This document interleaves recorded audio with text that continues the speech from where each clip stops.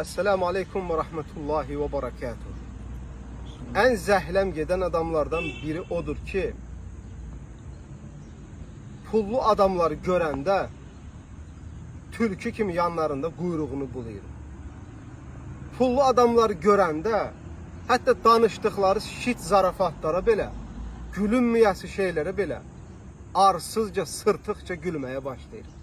Onların yanında xırıldayıb gözlərinə girməyə çalışır. Nədir? O kəpik küpük onların ağzından axan selikdə biraz pay olsun deyil. Və bu şeyləri pratik olaraq həyatda çox görərsiniz. Bax, bu adamları görəndə ürəyim bulanır gerçəkdən. Boyu 2 metrə olsa da, kürəyi 80 sant olsa da, bu adamların zərrə qədər gözümdə hörməti yox. Allah bir adamı kişi yaradıbsa, o dostluğunu da vəfa üzr eləməlidir. Həyat yoldaşına ərliyini də vəfa üzr eləməlidir. Atasına oğulluğunu da vəfa üzr eləməlidir. Nə bilim, hər şeydə vəfa və mənfəətsiz və ancaq Allah üçün etməyə çalışmalıdır. İkinci, ən zəhləm gedən adamlar. Bir adamın yanına gedəndə filanların arxasıyla danışır. Söyür, bitirir, dümdüz eləyir. Və zərrə qədər o insana qarşı hörmət olmadığını bildirir. Sabah onun yanında bir mənfəət olanda heç nə olmamış kimi gedir onun çənəsinin altında durur.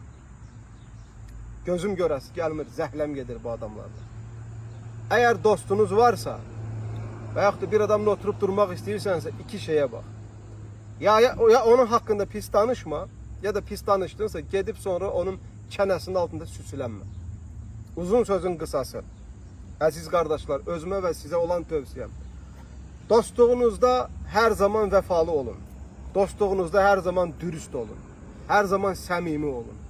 Hər zaman yaxşı şeylərə əmr eləyib pis şeylərdən çəkindirən olun.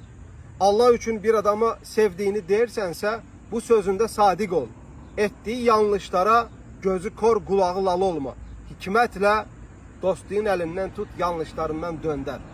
Və dost gördüyün adama torba tikmə. Dost gördüyün adama hər hansı bir mənfəətinə görə dalı ilə düşüb gəzmə. Vəfa və dürüstlük qədər bu həyatda insanı ucaldan bir şey yoxdur. Allah Taala'nın izniyle İslamdan və tövhiddən sonra. Rabbim cümləmizi qardaş vəfalı eləsin. Amin. Kişi olaraq yaşatsın, kişi olaraq huzuruna köçməyi nəsib eləsin. Esselamu Aleyküm və Rahmetullah.